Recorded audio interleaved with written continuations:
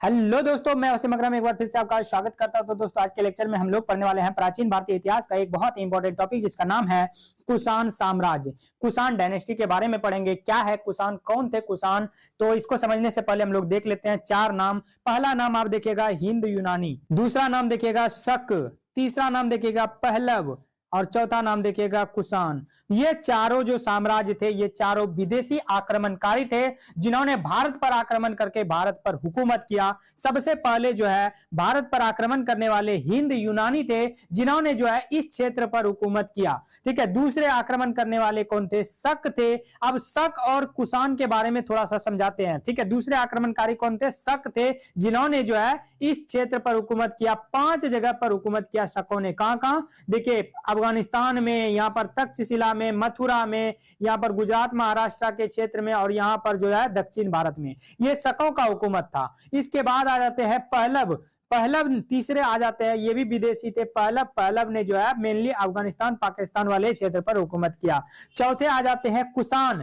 कुषाणों ने जो है यहां से लेकर के ये पूरा क्षेत्र, मथुरा, उत्तर प्रदेश, बिहार वाला क्षेत्र, इस पे हुकूमत किया। तो देखिए, एक बहुत बड़ा सा साम्राज्य पर हुकूमत किया था कुषाणों ने। अब कुषाण और शक की लड़ाई देख लेते हैं। इन दोनों की लड़ाई देखिए, यहां पर पड़ता है, जैसे ही आप मैप देखते हैं अफगानिस्तान का, इसके ऊपर पड़ता है तजिकिस्तान, तुर्कमेनिस्तान, किर्गिस्तान, उज्बेकिस्तान, और ये जो भी चीज है कजाकिस्तान, ये सभी देश पड़ते हैं। इसको हम लोग बोलते हैं सेंट्रल एशिया, मध्य एशिया। क्या बोलते हैं? मध्य एशिया। मध्य एशिया में 2 शक्ति थी। एक शक्ति थी कौन सी?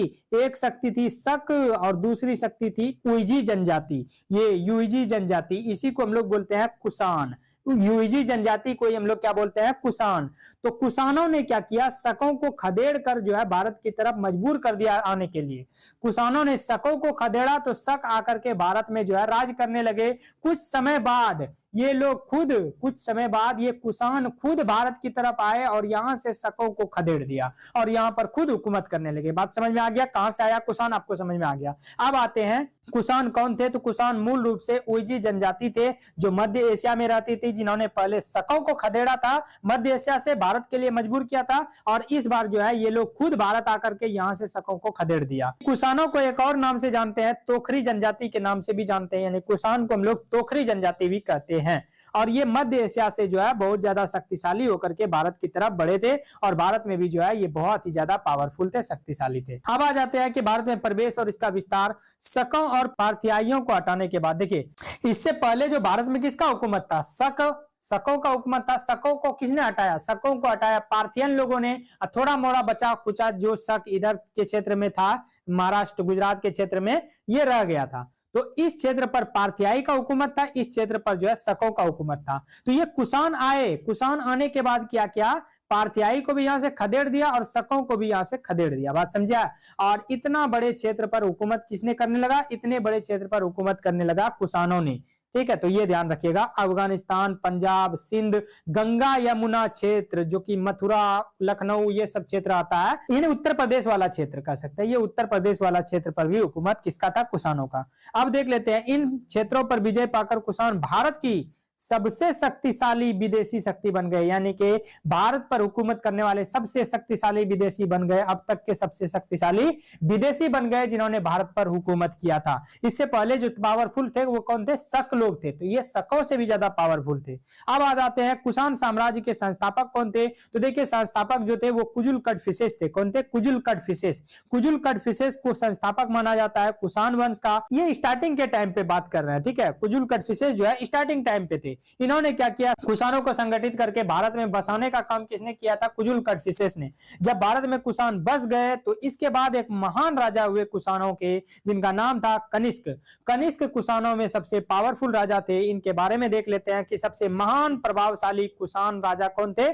कनिष्क थे। और कनिष्क ने जो है, कहा जाता है कि कनिष्क के टाइम पे जो भारत था वो गोल्डन पीक पर चला गया था, यानी कि अपने चरम सीमा पर था। ठीक है, कनिष्क साम्राज्य जो है बहुत ही ज्यादा पावरफुल था, इसीलिए लोग इसको रिस्पेक्ट के भावना से भारत का दूसरा अशोक भी कहते हैं। यानी इसको क्या कहा जाता है, भारत का दूसरा अशोक कहा जाता है, क्योंकि ये बहुत ही ज्यादा पावरफुल हो गए थे अपने टाइम पे।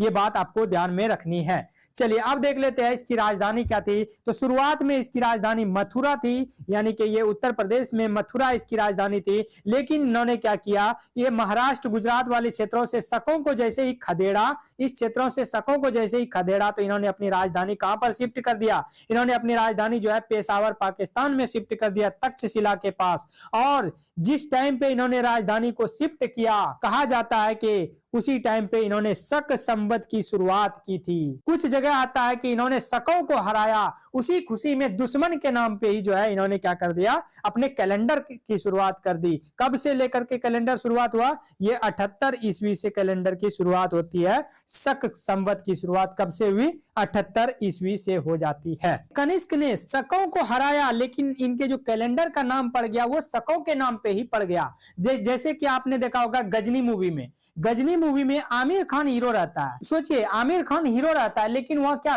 उस मूवी का नाम संजय था, नहीं, फेमस हुआ उसका जो विलन था गजनी, गजनी के नाम पे ही वो फेमस हो गया। कौन, आमिर खान, गजनी के नाम से ही फेमस हो गया, विलन के नाम से। उसी तरह से यहाँ पर जब कनिष्क ने शकों को हराया तो इन्हीं के नाम पर कैलेंडर की शुरुआत हो जाती है। उस कैलेंडर को बोलते हैं शक कैलेंडर, और इसकी शुरुआत कब मानी जाती है, 78 ईस्वी में। और शक कैलेंडर वर्तमान में भारत का राष्ट्रीय कैलेंडर माना जाता है। और इसी का महीना है, आपने जो सुना होगा चैत्र, बैसाख, ज्येष्ठ, आषाढ़, ये सभी जो है इसी का महीना है, शक कैलेंडर का ही महीना है, जिसकी शुरुआत 78 ईस्वी में हुई थी। मतलब अगर देखा जाए कि अभी कितना शक चल रहा है, शक संवत कितना चल रहा है, तो आपको क्या करना है, 2026 में से घटा देना है 78, आपका निकल जाएगा शक संवत। तो ये चीजें ध्यान रखिएगा कि भारत का राष्ट्रीय कैलेंडर कौन सा है, शक संवत। क्यों था, क्योंकि कनिष्क ने जो है अपनी राजधानी को मथुरा से पेशावर लाया था, पंजाब। और ये भी ध्यान रख सकते हैं कि इन्होंने क्या किया था, शकों को हराया था, उसी खुशी में जो है शक संवत की शुरुआत होती है।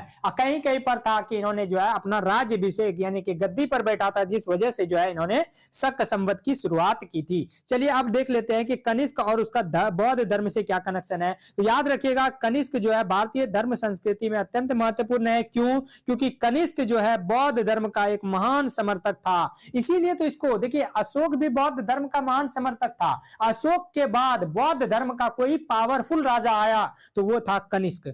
इसीलिए कनिष्क को दूसरा अशोक कहा जाता है। बात समझे ना, अशोक के बाद पहली बार ऐसा हुआ कि कोई बौद्ध धर्म का बंदा जो है शासन के शीर्ष पर बैठा हुआ है, इसीलिए इसको दूसरा अशोक कहा जाता है। और इसी कनिष्क के कारण ही बौद्ध धर्म आज दुनिया के अलग अलग देशों में फैला, जैसे कि मध्य एशिया में, सेंट्रल एशिया में, चीन में, मंगोलिया में, मतलब ये जो फैलने का काम किया। आज बौद्ध धर्म जो है बहुत बड़ी आबादी जो है पूर्वी एशिया में रहती है, जैसे चीन हो गया, जापान हो गया, मंगोलिया हो गया, ये सभी देशों में रहती है। इनके टाइम पे जो है चौथी बौद्ध संगति भी हुई थी। याद रखिएगा कनिष्क के टाइम पे जो है चौथी बौद्ध संगति भी हुई थी। बौद्ध संगति आपको हमने याद कराया था एक लेक्चर में। कैसे याद कराया था, RVPK, मेरा नाम है AKAK, याद रखिएगा, इतना आपको कराया था। पहली बौद्ध संगति कब हुई थी और कहां हुई थी, ये कैसे याद रखे। पहली बौद्ध संगति R4 राजगिरी में हुई थी। किसने करवाया था, A4 अजात शत्रु ने करवाया था। कब,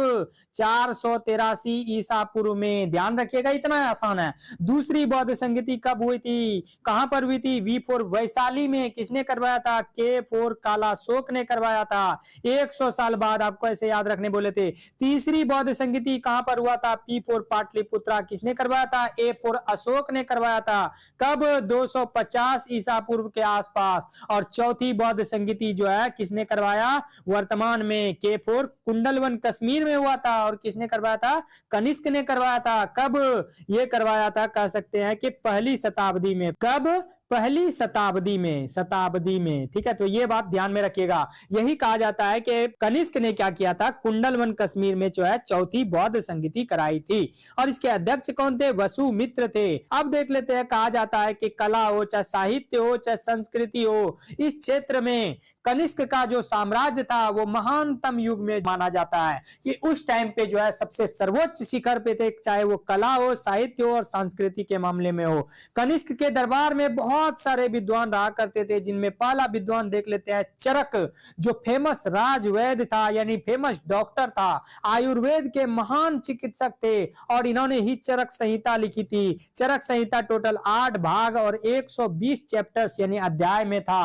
और इसको ही हमारे भारतीय चिकित्सा का डिक्शनरी कहा जाता है, यानी भारतीय चिकित्सा का विश्वकोश कहा जाता है। दूसरे इनके दरबार में फेमस राज कवि थे जिनका नाम था अश्वघोष, कि इसी अश्वघोष ने बुद्ध चरित्र नामक ग्रंथ की रचना की थी और बुद्ध चरित्र को बौद्धों का रामायण कहा जाता है। बुद्ध चरित्र को बौद्धों का रामायण कहा जाता है। अब देख लेते हैं कनिष्क के दरबार में एक बहुत ही फेमस दार्शनिक जो है रहते थे, जिनका नाम था नागार्जुन। नागार्जुन का एक पुस्तक था जिनका नाम था माध्यमिक सूत्र।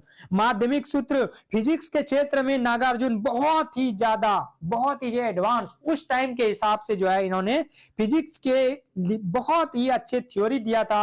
इस वजह से इनको भारत का आइंस्टीन कहा जाता है। भारत का आइंस्टीन क्यों कहते हैं? क्योंकि इन्होंने जो थ्योरी दिया था वो कि आज के फिजिक्स से मैच करता है, जिस वजह से जो है इनको भारत का फिजिसिस्ट यानी भारत का आइंस्टीन कहा जाता है। चलिए, अन्य विद्वान भी थे जैसे वसुमित्र जिन्होंने चौथी बौद्ध संगति किया था, पार्श्व, महाचेत, संघरक्षक, ये सभी इनके टाइम पे थे। अब देख लेते हैं हम लोग कनिष्क के टाइम पे कला, मूर्ति कला के बारे में, यानी उनकी कलाकारी के बारे में देख लेते हैं। तो देखिए, सबसे पहले हम लोग देखते हैं गंधार कला।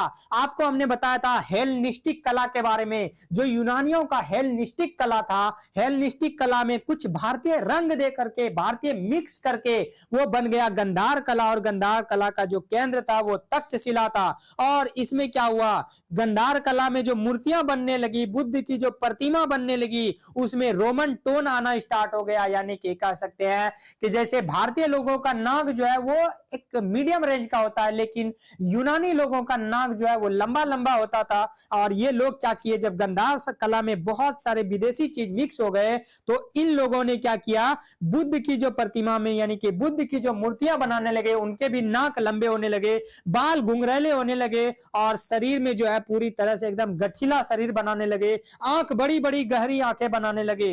याद रखिएगा, अगला देखिएगा मथुरा कला, जो पूरी तरह से भारतीय कला थी। इसका केंद्र मथुरा संग्रहालय था। इसमें क्या होता था, लाल बलुआ पत्थर का इस्तेमाल करके मूर्तियां बनाई जाती थी। इसी टाइम पे कनिष्क के टाइम पे प्रथम बुद्ध की खड़ी प्रतिमा देखने के लिए मिलती है, यानी कि पहली बार बुद्ध की जो है बड़ी सी खड़ी प्रतिमा यानी कि खड़ा किया गया प्रतिमा बनाया गया। कुषाण काल में पहली बार स्टैंडिंग बुद्धा विकसित की गई, यानी कि बुद्ध को खड़े रूप में बनाया गया। आपने जितना फोटो देखा होगा बुद्ध का, वो एक बैठा हुआ आसन में बैठा हुआ फोटो आपने देखा होगा। ये बुद्ध की प्रतिमा ही बाद में बनी है। बुद्ध का कोई जरूरी नहीं है कि ये रियल प्रतिमा, मैं बार बार बोल रहा हूं, क्योंकि इन लोगों ने इमेजिनेशन के हिसाब से बनाया है। ठीक है, इन लोगों ने बुद्ध को नहीं देखा, इनसे 500 साल पहले बुद्ध चले गए थे, बात समझे। तो कहा जाता है कि भारतीय मूर्ति कला के क्षेत्र में जो है इस टाइम पे एक बहुत ही बड़ा मील का पत्थर साबित हुआ। ये टाइम बहुत ही सुनहरा था, ठीक है, भारतीय मूर्ति कला के क्षेत्र में। अब देख लेते हैं कुषाणों के टाइम पे अर्थव्यवस्था और व्यापार कैसी थी। तो कुषाणों ने पहली बार क्या किया,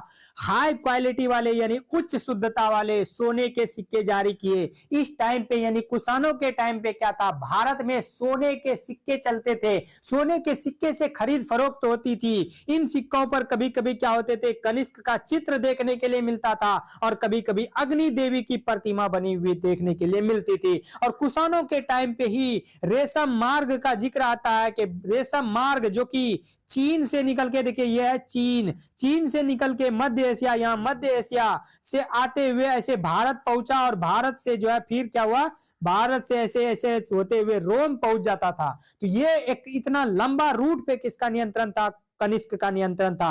यानी चीन से मध्य एशिया, भारत, रोम को जोड़ने वाली लंबे सड़क परियोजना के कंट्रोल किसके कंट्रोल में थे, तो ये कनिष्क के कंट्रोल में थे। और इस रास्ते से रेशम, मसाले, मूर्ति, घोड़ा, सोना आदि का व्यापार जो है होता था। अब देख लेते हैं उपाधि के बारे में। तो कहा जाता है कि कुषाण वंश के जितने भी राजा थे, ज्यादातर राजाओं ने अपने आप को सन ऑफ गॉड का यानी ईश्वर का पुत्र यानी कि देव पुत्र अपने आप को कहना स्टार्ट किया। और ये ये उपाधि भी उन्होंने कहां से सीखी थी? चीनी शाही परंपरा से अपनाई थी। कहा जाता है कि कुषाण वंश साम्राज्य का अंत कब हुआ था? तो कुषाण साम्राज्य का अंत 102 ईस्वी में जब कनिष्क की मृत्यु होती है। तो इसके बाद धीरे धीरे कमजोर राजा होने लगे, और जब कमजोर राजा आए तो इस वंश के अंतिम राजा कौन थे?